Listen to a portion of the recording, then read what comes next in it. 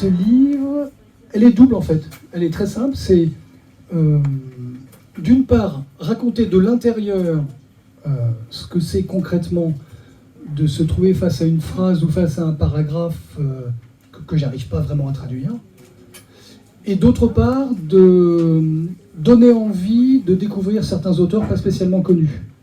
Et du coup, effectivement, dans mon palmarès, il y a des gens plutôt connus comme Bob Dylan, Barack Obama, etc.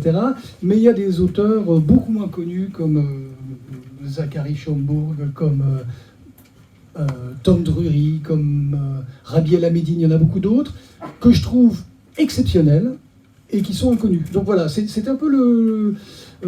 je vous attire avec des gens connus et vous ne serez pas déçus du voyage.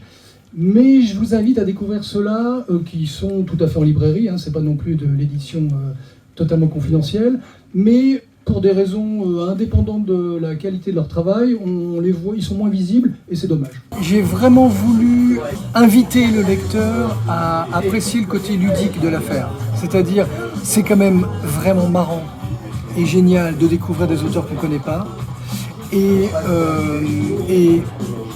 si j'arrive à faire comprendre à quel point je m'amuse quand je traduis, c'est mission accomplie.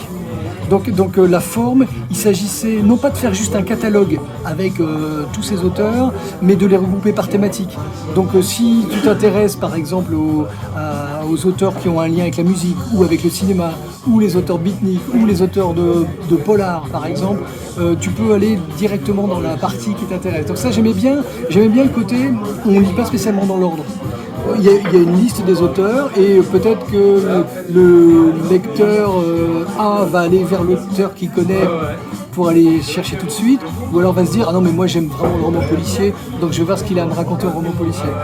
Et je pense qu'on est toujours sur les deux fronts, c'est-à-dire d'un côté, idéalement, tu découvres un auteur que tu ne connaissais pas, et puis parallèlement, tu comprends la galère que c'est de traduire et à quel point c'est marrant. Je me suis dit que c'était bien qu'il y ait des respirations un peu débiles entre ces parties. Ah, je vous montre.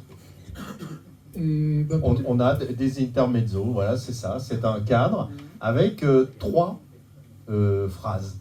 Voilà, bon, on peut les lire peut-être pour plus qu'un long discours. Voilà, c'est du pur absurde.